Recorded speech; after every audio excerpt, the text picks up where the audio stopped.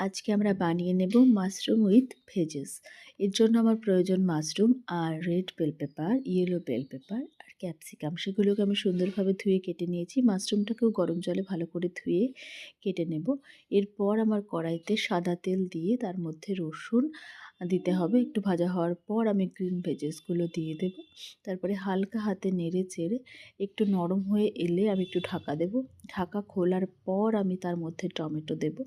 টমেটোটা দিয়ে তার মধ্যে দেব হচ্ছে মাশরুম আর টমেটো দেওয়ার পর আরও একটু ভালো করে নেড়েচেড়ে তার মধ্যে গোলমরিচ বাটা দেব। দেখো আমি থেতো করে রেখেছি, হালকা থেতো করতে হবে গোলমরিচ। এরপর আমি লবণ দিয়ে আবারও ঢেকে দেব এটাকে সুন্দর করে একটু সিদ্ধ হওয়ার জন্য।